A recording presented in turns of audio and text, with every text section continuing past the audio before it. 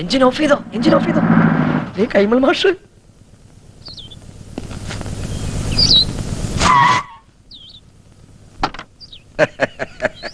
നമസ്കാരം.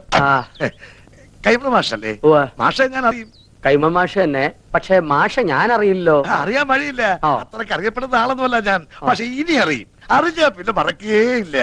ഈ ചുറ്റുവട്ടത്ത് ഇങ്ങനൊരു കല്യാണം നടന്ന അറിവില്ല. വഴിതെറ്റി വന്നാ? വഴിയൊന്നും തെറ്റിയിട്ടില്ല, നേർവഴിക്ക് തന്നെയാ വന്നത്. പുളിക്കത്തറവാട്ടിലാ കല്യാണം നടന്നത്. ആഹാ, എത്തിയോ വാനരന്മാര്? എന്റെ ജാമ്യത്തിലാ നമ്പീശൻ ഓമനക്കുട്ടനെ കല്യാണം കൂടാൻ വിട്ടത്. എവിടെയാ അവൻ? കാറിന്റെ മുൻസീറ്റിലുണ്ട്. ഞാനിവിടെ ഉണ്ട്. നീ എന്താടാ ഇവിടെ ഇരിക്കണേ?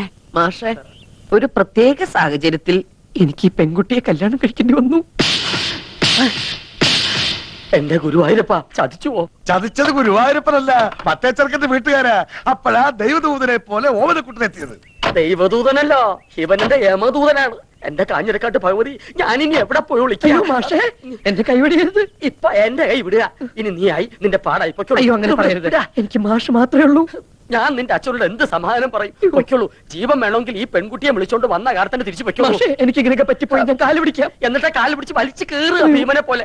ഞാൻ നിന്റെ ഗുരുവല്ലേ, ഗുരുദക്ഷിണ ചോദിക്കുകയാണെന്ന് കൂട്ടിക്കൊള്ളൂ. നീ ദേവീത് തിരിച്ചു പോവോ? അതെങ്ങനെ പോവാനാ? അച്ഛനും അമ്മയും എവിടെ വെച്ചാ വിളിക്ക്. അരിയും പൂവും എറിഞ്ഞ് മുഹൂർത്തം കഴിയുന്നതിന് മുമ്പ് പെണ്ണിനെ അകത്തേക്ക് കേട്ടാ പറയേ. ഒന്ന് ഇറങ്ങി പോണോ? അരിയും പൂവും കൊണ്ടല്ല നമ്പീശൻ തന്നെ എറിയാൻ പോണത്. അയ്യോ അച്ഛൻ, അയ്യോ, ഇനിയുള്ള എന്റെ ജീവിതം മാഷിന്റെ മിടുക്ക് പോലെ ഇരിക്കും. ഇതാണോ അച്ഛൻ? അല്ല, നീ എവിടെ പോവാ? മൂത്രം വെച്ചിട്ട് വരാം. വേഗം വാ, എനിക്ക് പോണം. ഇനിയിപ്പോ എന്താ ചെയ്യാ? നമസ്കാരം. നമസ്കാരം. ആരൊക്കെ വിരുന്നുകാര്? വിരുന്നുകാരല്ല, കല്യാണക്കാരാ. ഞാൻ തീരെ പ്രതീക്ഷിച്ചില്ല കേട്ടോ. എവിടെ ഉള്ളവരാ? ഞങ്ങൾ ഈ വീട്ടുകാരാ പോവുക അല്ലേ പക്ഷേ? ഇവിടെന്ന് വെച്ചാ? അല്ല, ഇവിടെയൊക്കെ തന്നെ നമ്മുടെയൊക്കെ പരിസരത്ത് ഇങ്ങനെ. അതാ ഞാൻ തന്നോട് ചോദിച്ചേ, ഈ പരിസരത്താരാ ഇങ്ങനെ രഹസ്യമായിട്ട് കല്യാണം? രഹസ്യമായിട്ടല്ല, പരസ്യമായിട്ട് ഈ കുഞ്ഞിരാവിനെ നടത്തിയത്. നല്ല അന്തസ്സായിട്ട്. സംശയമുണ്ട്, ചെക്കനോട് ചോദിച്ചു നോക്ക്. ചെക്കനോടുള്ള? അല്ല, ചെക്കൻ ഈ പരിസരത്തൊക്കെ ഉള്ളത് തന്നെ. ഈ പരിസരത്ത് വെച്ചാ? ഇനി വന്നേ. അതെ, കാലമൊക്കെ മാറിയിരിക്കണം നമ്പീശ. കലികാല ഇപ്പൊ. അതുകൊണ്ട് കഴിഞ്ഞത് കഴിഞ്ഞു എന്ന് വിചാരിച്ച് നമ്പീശം വേണം ആശ്വസിപ്പിക്കാൻ. ഒരു വാക്ക് തന്നെ നേരത്തെ ഒന്ന് പറയണ്ടോ? എന്തുകൊണ്ട് ചെയ്യാറുണ്ട് നമുക്ക്? പറയാനുള്ള സന്ദർഭം കിട്ടിയില്ല, വളരെ പെട്ടെന്നായിരുന്നു. ശരി. അതെ, നല്ല ബുദ്ധിയുണ്ടെന്ന് ആലോചിക്കുക. ഇപ്പൊ നമ്മുടെ ഓമനക്കുട്ടനാണ് ഇങ്ങനെ ചുമ്മാ ചെയ്തെന്ന് വിചാരിക്കുക. നമ്പീശൻ എന്താ? ഓമനക്കുട്ടനാണ് ചെയ്തിട്ടുണ്ടല്ലോ. രണ്ടിനെ അരി ഞാൻ പട്ടിക്കിട്ട് കൊടുക്കും, അറിയാവോ? അല്ലെങ്കിൽ പിന്നെ ഞാൻ തന്തേന്നും പറഞ്ഞ് എന്തോ ജീവിച്ചിരിക്കുന്നത്. അങ്ങനെയാണെങ്കിലേ താൻ മരിക്കണോ ജീവിക്കണോ എന്ന് ഉടനെ തീരുമാനിക്കേണ്ടി വരും. എന്തിന്? ഇത് ഓമനക്കുട്ടൻ കല്യാണം കഴിച്ചുകൊണ്ടിരിക്കണ പെട്ട കുട്ടന്റെ അച്ഛ, കല്യാണം മുടങ്ങി നാട്ടുകാരുടെ മുമ്പില് കൂട്ടുകാരന്റെ തറവാടിന്റെ മാനം കെടുന്ന ഘട്ടത്തിലാണ് ഓമനക്കുട്ടൻ മാലുവിന്റെ കഴുത്തിൽ താല് കെട്ടിയത്. വീട് ഏതാണെന്ന് വെച്ചാൽ അവരെ അനുഗ്രഹിച്ച് അകത്തേക്ക് കയറ്റിയാട്ടെ. മിണ്ടിപ്പോരുത്. തോന്നിയാസം കഴിഞ്ഞിട്ട് ഒരുമാതിരി അടിച്ച് കല്യാണം കൂടെ വന്ന ചെക്കന്റെ വില പെണ്ണിനെ കെട്ടിവെച്ചിട്ട് കുടുംബ മഹിമ പറയുന്നോ? ഇപ്പൊ ഈ നിമിഷമാണ് ഇവിടുന്ന് തന്റെ പെടനെ കൊണ്ട് എന്ന് പറഞ്ഞാൽ എങ്ങനെ? അവൻ പുറ കൊടുത്ത പെണ്ണായത്. അവൻ കെട്ടിയ താലിയായി കഴുത്തെ കിടക്കുന്നത്. ആരോട് ചോദിച്ചോടോ കെട്ടിച്ചത്? അവൻ അനാഥ ചെക്കനാന്ന് വിചാരിച്ചോ? അവനെ കുറിച്ച് എനിക്ക് എന്തറിയാം? +2 പഠിക്കുന്ന ചെക്കനെ സംഭവിക്കാനുള്ളതൊക്കെ സംഭവിച്ചിട്ട് ഇപ്പൊ നമുക്ക് എന്ത് ചെയ്യാൻ പറ്റും? ആ പെൺകുട്ടിയെ അകത്ത് വിളിച്ചു കൊണ്ടുപോവുക. താനും മേടിക്കാടി. താൻ ഒറ്റ വൃത്തം കാണാൻ ഇതൊക്കെ ഉണ്ടായത്. ഇതിനെന്താ ചെയ്യാൻ പോകുന്നതെന്ന് കാണിച്ചുതരാം. തന്നെയും തന്നെ തറവാട്ടുകാരെ മുഴുവൻ ഞാൻ കോടതി കയറ്റും. പിന്നെ എന്റെ മോൻ കെട്ടി താലി അത് ഞാൻ കോടതി വെച്ച് അഴിപ്പിച്ചിരിക്കും.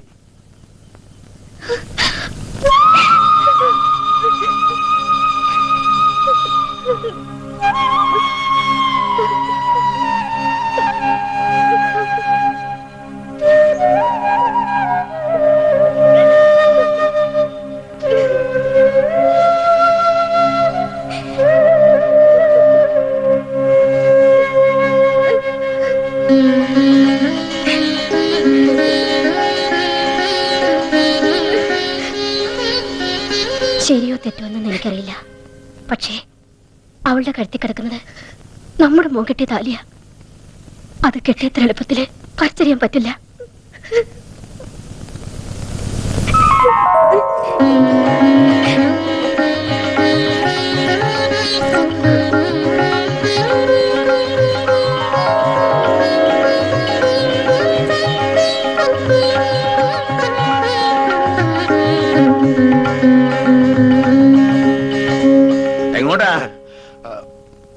താൻ അകത്തേക്ക്. താൻ പോണ്ട. ഇനി ഈ ബന്ധത്തിന്റെ പേരും പറഞ്ഞ് താനോ തന്റെ തറവാട്ടിൽ ആരെങ്കിലും ഈ പടി ചവിട്ടിയ അരിഞ്ഞു കളഞ്ഞൻ.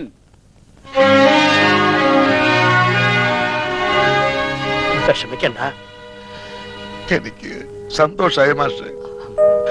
കുറച്ച് മനപ്രയാസം ഉണ്ടായെങ്കിലും അവക്ക് ഈ ഭാഗ്യം ഉണ്ടായല്ലോ. മതി. വാ. എനിക്കെന്നാണാവോ ഇങ്ങനൊരു ഭാഗ്യം ഉണ്ടാവുക? അനന്തശയനം മതിയാക്ക. നല്ല ഉറക്കം കിട്ടിയോ? ആ, ഉറങ്ങിപ്പോവും. സ്വയംവരം കഴിഞ്ഞാന്റെ ക്ഷീണം കാണും. ഇന്നലെ ഞങ്ങൾ നിന്നെ എവിടൊക്കെ അന്വേഷിച്ചെന്നറിയോ? നീ വല്ല കടുകയും ചെയ്യുമോന്നായിരുന്നു അമ്മയുടെ പേടി. നീ അത്ര ശുദ്ധനല്ലാത്തോണ്ട് എനിക്കാ പേടിയില്ലായിരുന്നു. ശവത്തെ കുത്തരുത്. അപ്പൊ താൻ ആരാണെന്ന് സ്വയം ഒരു ബോധം ഉണ്ടല്ലോ. നന്നായി. നീ കല്യാണത്തിന് പോണോന്ന് പറഞ്ഞപ്പോ അത് നിന്റെ കല്യാണത്തിനാണെന്ന് ഞാൻ സ്വപ്നത്തിൽ കരുതില്ല. ഞാൻ പറഞ്ഞല്ലോ ഒരു അബദ്ധം. അബദ്ധങ്ങളുടെ ഒരു ഘോഷയാത്ര തന്നെയാണല്ലോ നിന്റെ ജീവിതം. പക്ഷെ ആ ഘോഷയാത്രയുടെ മുന്നിൽ കൊടിയും പിടിച്ച് നടക്കാൻ നീ എന്നെയാണല്ലോ തെരഞ്ഞെടുത്തതെന്ന് ഓർക്കുമ്പോഴാണ് ഒരു വിഷമം. അച്ഛൻ അയ്യോ, എന്താ മാഷേ? ഹേയ്, ഒന്നുമില്ല. വെട്ടുപോത്ത് വെട്ടാൻ മരണു പറയുമ്പോ ആരാടോ ഞെട്ടാത്തത്? അച്ഛൻ എന്ത് പറഞ്ഞു?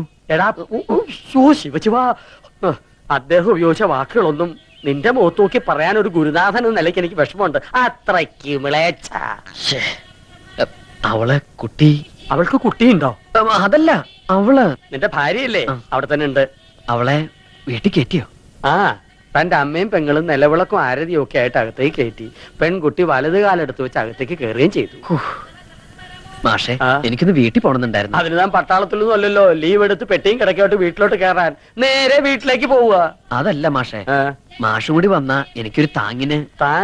താങ്ങിനിപ്പോ ദാ, ഈ 10 കയ്യിലിരിക്കട്ടെ. കൂട്ട് വേണോ അത്രേ? ഞാൻ ഒരു കാര്യം ചോദിക്കട്ടെ. ഞാൻ നിന്റെ മാഷാണോ അതോ നീ എന്റെ കാലനാണോ? രണ്ടായാലും ബലം ഒന്ന് തന്നെയല്ലേ? ഒന്ന് വെറുതെ ഇടോ. നിന്റെ തന്തയുടെ തെറി മുഴുവൻ രാവിലെ കുത്തിയിരുന്ന് കേൾക്കായിരുന്നു ഞാൻ. അതിന്റെ നാറ്റം ഒന്ന് മാറിക്കിട്ടാൻ വേണ്ടിട്ടാണ് കുളിച്ച് ശുദ്ധമായിട്ട് അമ്പലത്തിലേക്ക് പറഞ്ഞത്. ആ, ശിവ ശിവ. ആ, ഇവിടെ എങ്ങും കണ്ടിട്ടില്ലല്ലോ. എന്താ പേര്? മിസ്സിസ് പരമേശ്വരൻ. മിസ്സസ് ആണോ? മിസ് ആരും ഇല്ലേ?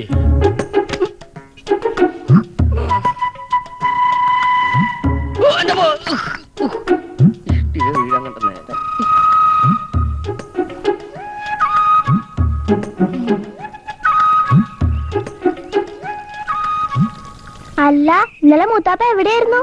മൂത്തപ്പത്തിന്റെ അച്ഛൻ. അച്ഛനോടെ? അച്ഛാ, ദേ ഈ ചേട്ടൻ വിളിക്കണു. അയ്യോ,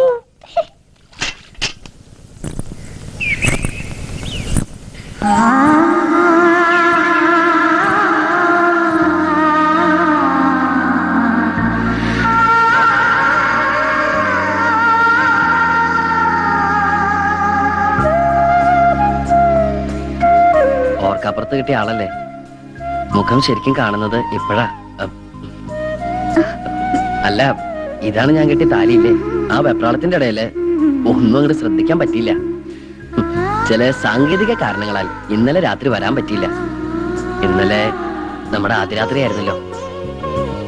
ആദ്യരാത്രിയിൽ ആരും ഉറങ്ങാറില്ല എന്ന് പറയുന്നത് വളരെ ശരിയാ. ഇന്നലെ ഞാൻ ഒരുപോലെ കണ്ണടച്ചിട്ടില്ല. ഓരോന്ന് ആലോചിച്ച് ഹാലും ചോട്ടി കിടന്ന് ഉറങ്ങിപ്പോയി.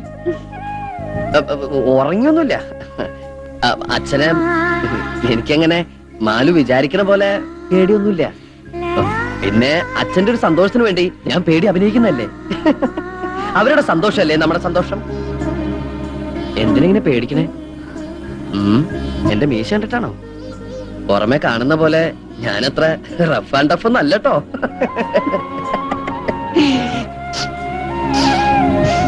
എന്തത് ഭയങ്കര ബീഡിയുടെ മണം? ഞാൻ വലിക്കില്ലട്ടോ. അച്ഛൻ ഭയങ്കര ബീഡി വലിയ. സ്റ്റാൻഡേർഡ് ഉള്ള എന്തെങ്കിലും വലിക്കാൻ പറഞ്ഞ അച്ഛൻ കേൾക്കണ്ടേ? കൂടുതൽ വലിപ്പിക്കലടാ മോനെ.